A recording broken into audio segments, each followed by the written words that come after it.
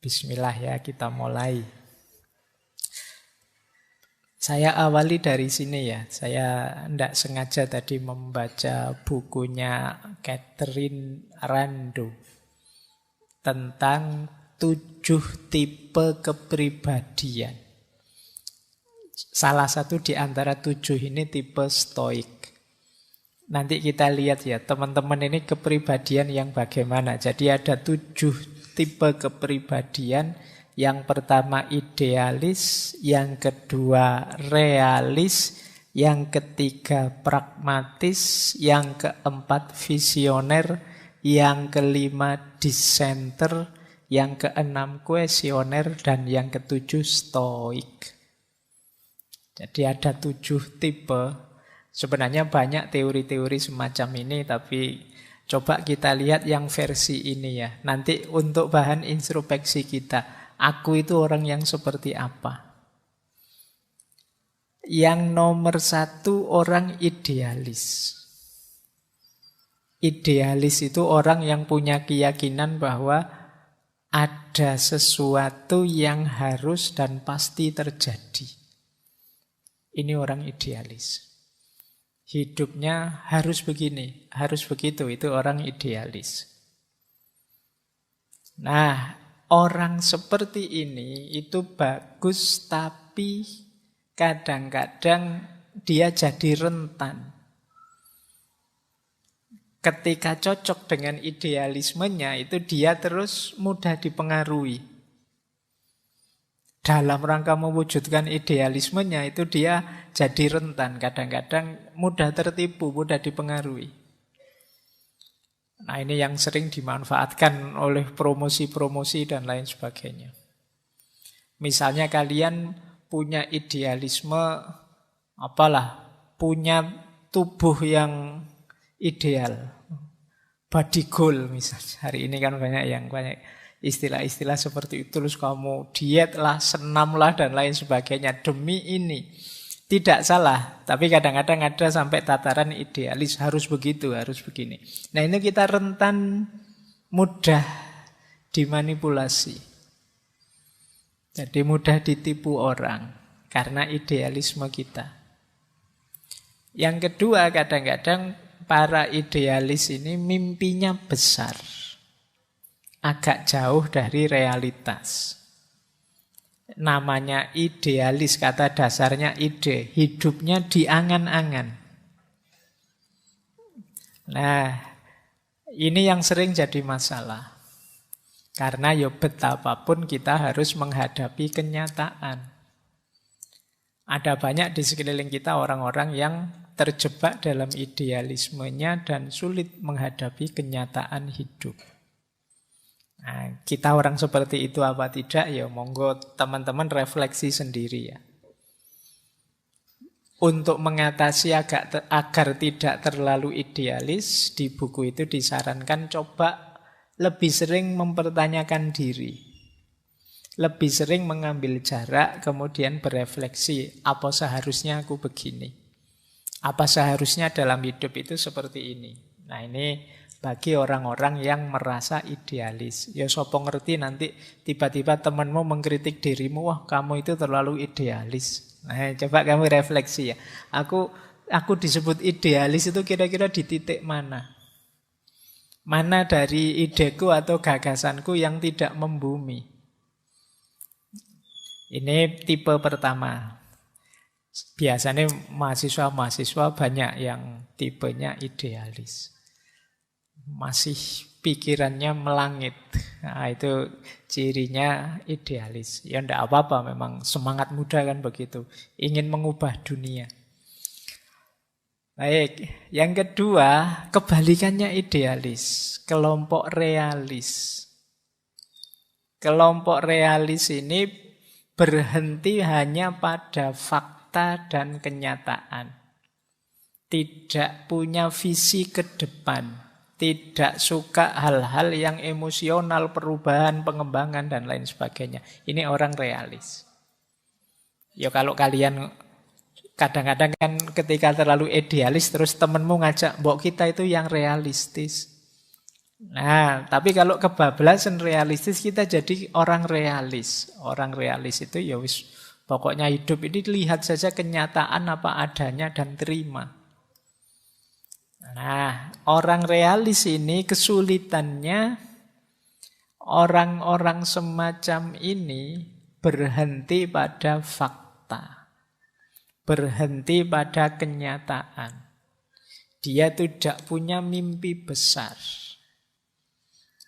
Jadi hidupnya ya sudahlah, hidup mengalir sajalah, diikuti saja kenyataan hidup. Kalau kalian punya prinsip seperti ini, kemungkinan kamu termasuk kelompok realis.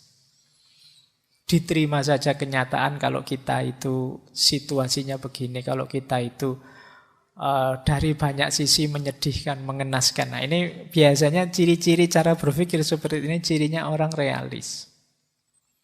Kalau teman-teman punya gaya berpikir seperti ini, yo, ayo introspeksi ya. Bukan berarti hidup itu berarti kita tidak realistis, Pak. Yo yang realistis, tapi jangan berlebihan di situ. Kenyataan harus kita terima, tapi bukan berarti kita menyerah. Tidak berjuang, tidak punya cita-cita, tidak punya visi ke depan lagi. Baik, itu kebalikannya idealis. Ini orang-orang realis. Kalau di buku itu disarankan coba sekali-sekali kita bertindak sesuai mimpi kita, keinginan kita. Sekali-sekali punyalah mimpi, sekali-sekali hidupkan intuisi kita untuk bermimpi. Nah, kadang-kadang kan orang itu bermimpi saja tidak berani. Kamu kan mungkin kadang-kadang pingin ini, pingin itu, tapi kamu tepis sendiri. Ah, apa ya mungkin. Saya itu pingin kaya raya, Pak. Punya pasangan cakep, punya anak-anak yang hebat-hebat, rumahku tingkat sekian, terus wah kamu kadang-kadang, terus kamu potong sendiri, ah cuma mimpi. Dan kamu buang mimpi itu. Mimpi saja kamu tidak berani. Wong mimpi itu gratis. Kapan lagi kamu seneng kalau tidak dalam mimpi? Ya paling tidak mimpi lah wong ya. Jangan sampai nanti ada larangan mimpi, kamu susah lagi nanti. Mumpung masih bisa bermimpi, ayo mimpilah. Mumpung bisa bahagia dalam mimpi, ya lumayan. Ada sisi bahagianya hidup kita meskipun dalam mimpi. Oke, banyak orang yang mimpi saja tidak berani. Kamu bermimpilah setinggi langit tidak apa-apa, tapi ketika menjalani hidup, ya pertimbangkan kenyataan juga. Biar tidak terjebak jadi orang realis atau orang idealis. Ada lagi yang ketiga, pragmatis. Kalau pragmatis ini definisinya orang yang bisa realis, bisa idealis, tergantung tujuannya. Ada yang mendefinisikan begini, kalau idealis itu menolak sisi praktis demi prinsip-prinsip. Kalau pragmatis itu menolak prinsip-prinsip demi yang praktis-praktis. Orang sering bilang orang pragmatis itu yang penting tujuannya. Jadi dia bisa saja sangat idealis, bisa saja sangat realistis, tergantung tujuannya apa. Ini pragmatis. Jadi sudahlah Pak, yang penting kan saya paham. Nah, sudahlah Pak, yang penting kan saya bisa kaya. Yang penting kan mimpiku terwujud. Ini namanya pragmatis. Fokus pada hasil. Entah lewat jalan apa. Ini pragmatis.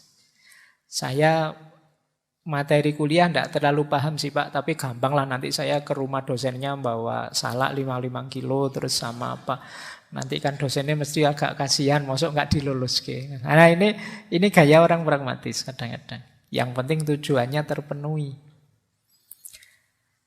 Ya coba kita sering tidak bergaya seperti ini. Mengambil strategi hidup seperti orang pragmatis. Kadang-kadang idealis juga orang pragmatis kalau memang tujuannya seputar itu.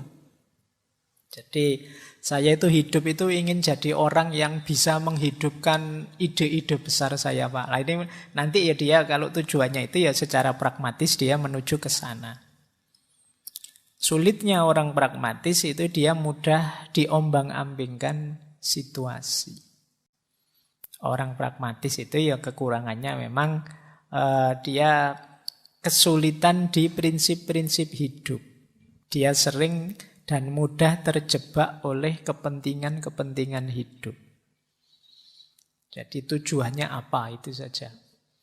Makanya hari ini ada istilah-istilah politisasi agama atau politisasi apa dan lain sebagainya. Ini sebenarnya mode hidup pragmatis. Jadi sesuatu yang dikejar hanya kepentingan kita saja. Nah, yang penting ini, yang penting itu. Nah, kalau sering-sering pakai kalimat yang penting, titik-titik, itu kemungkinan kita orangnya pragmatis. Jadi, yang penting celananya tidak melorot, saya tadi ada. Sabuknya lupa bawa, ya pakai tali rafia saja yang penting. Nah, ini gaya pragmatis. Ya, sisi yang sangat sederhana itu. Jadi, kok lupa ya saya tidak pakai ini. Sudahlah cukup ini. Tidak ada rotan, akar pun jadi. Nah, ini gaya pragmatis. Nah, kita mungkin dalam hidup sering seperti ini. Tapi kalau keseluruhan hidup kita gayanya seperti ini, itu berarti kita orang yang pragmatis. Biasanya orang pragmatis itu tidak mau rumit-rumit. Ngapain sih dibahas rumit-rumit, susah-susah. Intinya kan nilai toh. Ya sudahlah, yang penting nilainya bagus, beres lah. Nah ini orangnya pragmatis. Jadi kuliah kok rajin amat, kan absen itu 75%. Yang 25 kan kita bisa bolos, santai saja lah. Ini cara berpikir yang pragmatis, yang penting kan bisa ikut ujian 75%. Nah ini tipe kepribadian ketiga. Biasanya ya suka, yang penting apa, pokoknya apa. Nah ini gaya pragmatis. Ada yang keempat, visioner. Orang visioner ini orang yang hidupnya biasanya penuh energi, meluap-luap, mengejar cita-citanya.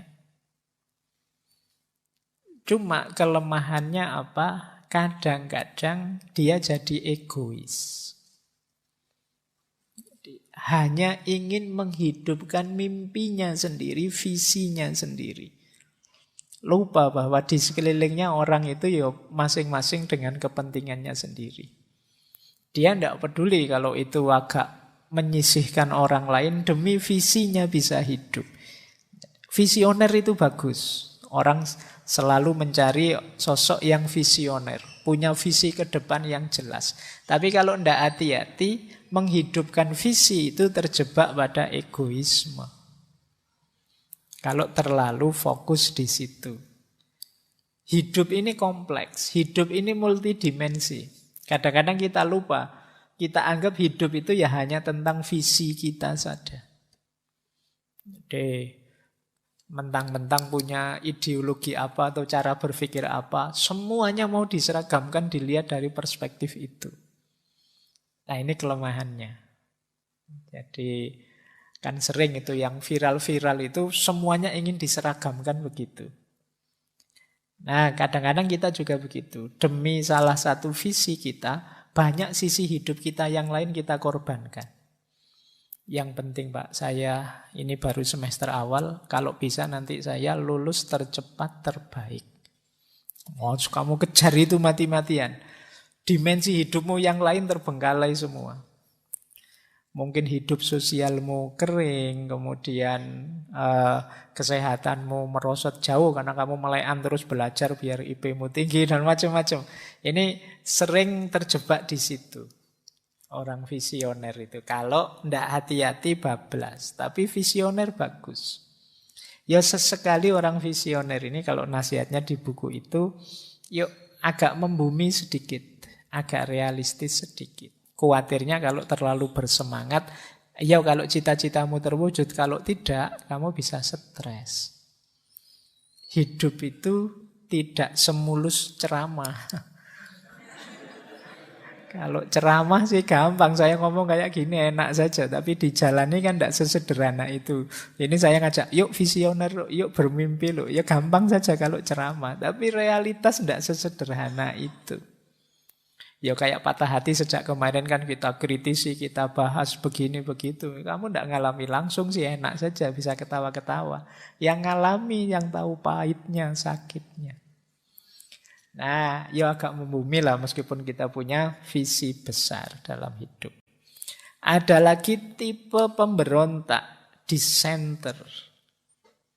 Tipe pemberontak ini tipe yang berpikirnya agak negatif. Menganggap pokoknya manusia itu palsu, masyarakat itu tidak jujur. Dia ingin keluar dari sistem, dia ingin out of box. Ini tipe pemberontak. Bagus karena dia kritis, tapi juga harus hati-hati karena biasanya orang yang menyendiri itu dapat label negatif dari masyarakat. Berarti mentalnya harus kuat. Pemberontak itu ya harus siap di stigma macam-macam. Kadang-kadang juga dia kehilangan banyak kesenangan hidup. Yang lain asik-asik ngopi, sini yang jungkir balik protes lah, dilaporkan polisi lah dan lain sebagainya. Tipe dissenter memang seperti itu polanya. Ya kalau siap mental ya ayo monggo. Nah sarannya kalau di buku itu yuk, iya sih memang ada banyak hal tidak beres dalam hidup ini, tapi hidup ini tetap indah kok. Jangan murung terus, jangan marah terus. Tipe dissenternya tipe orang-orang yang marah. Tipe orang-orang yang tidak puas dengan yang terjadi di sekelilingnya. Ya sekali-sekali hidup itu ya jangan begitu terus. Ya mungkin pada saatnya di timing yang tepat kita marah, kita protes, kita komplain. Tapi di saat yang lain ya kita menikmati hidup lah. Nah itu sarannya untuk yang dissenter. Terus ada lagi tipe kuesioner. Ini para filosof banyak yang seperti ini. Tipe kuesioner itu tipe yang skeptik, selalu ragu, bertanya dan mempertanyakan. Apa-apa ingin dia tahu sampai dalam. Bagus. Khususnya untuk mahasiswa filsafat yang belajar filsafat, dalam banyak hal kita memang perlu kedalaman. Tapi yo tidak harus semuanya diperdalam, nanti kamu capek, waktumu habis. Kalau kamu diskusi filsafat terus, ngopinya kapan? Santai-santaimu kapan? Tapi memang ada orang yang tipe kuesioner ini. Apa-apa ditanyakan. Diajak ngopi pun hakikatnya kopi itu apa kira-kira. Oh no. Jadi apa makna dari kebersamaan kita nongkrong di kafe ini? Misalnya, jadi apa-apa ingin dibahas dalam. Nah, di buku itu dijelaskan khawatirnya nanti kita melewatkan banyak hal. Kita tidak menikmati hidup. Jangan-jangan kamu asik diskusi filsafat, tidak sadar umurmu tambah. Sadar-sadar loh ternyata aku sudah jenggoten, temanku sudah punya anak semua. Aku masih sumpek dengan baca buku filsafat ini tidak selesai-selesai. Nah, banyak hal terlewatkan dalam hidupmu. Jadi ayolah sadari bahwa tidak semua hal harus didalami. Banyak hal yang ya memang hanya sampai di situ maknanya. Jadi kadang-kadang kan ada orang itu berlebihan. Saya ingat ada anekdot itu. Satu ketika ada pameran lukisan. Ada lukisannya anak kecil. Gambar pemandangan tapi hanya setengah. Yang atasnya kosong, tapi bawahnya isi gambar. Dia kalau melukis selalu begitu. Itu para filosof membahasnya mendalam itu. Wah, hidup itu memang begitu. Selalu kontras, selalu tidak penuh. Tidak ada yang sempurna. Pokoknya maknanya membahas dalam. Begitu pelukisnya anak kecil tadi diwawancara. Kenapa kok kamu ngelukisnya selalu setengah, ada filosofi apa? Dia jawabnya, karena saya tidak nyampe tangan saya, kanvasnya tinggi. Kanvasnya kan besar, jadi saya dapat gambar ya setengah. Jadi jawabannya sederhana, tapi sudah terlanjur muter-muter bahas sampai ruwet. Banyak hal yang ya memang hanya itu maknanya, tidak harus didalami terlalu rumit. Nah, ini tipe kuesioner. Mungkin ada ya yang penggemar filsafat yang tipenya kuesioner. Karena terlanjur seneng dengan filsafat yang kayak Sokrates kemarin apa-apa dipertanyakan. Terus kamu jadinya bingungi dewe. Ono apa-apa ditanyakan. Ini hakikatnya apa ya Pak? Apa maknanya kira-kira mau ngaji kok hujan deras itu? Artinya apa? Ya kamu bahas ruwet-ruwet ya. Kalau mau ngaji hujan deras artinya kalau kamu naik motor ya pakai jas hujan.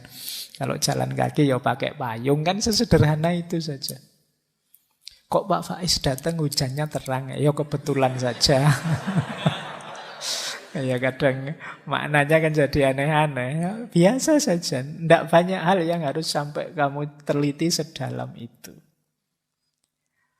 Bahwa kritis analitis itu penting, tapi kan ya milih-milih, kamu harus ngerti prioritas. Mana yang memang penting harus dibahas mendalam, mana yang biarkan saja mengalir. Nah yang terakhir ini kalau orang stoik, ini yang kita bahas malam hari ini. Stoik itu terkenal tangguh secara mental. Kalau teman-teman belajar stoik, mempraktekkan stoik, itu nanti jadi orang yang kuat menghadapi apapun dalam hidup. Meskipun ada kelemahannya, tentu saja. Orang stoik ini ibaratnya sepak bola, dia kalau ndak back ya penjaga gawang. Dari sisi keluar, dari sisi hubungan dengan orang lain dan yang sejenis itu agak tawar. Jadi dia agak misterius. Emosinya tidak terlalu kelihatan. Itu orang stoik. Kita kadang menyebutnya, wah orang ini tenang sekali. Ya dari sisi itu kita baca dia orang tenang.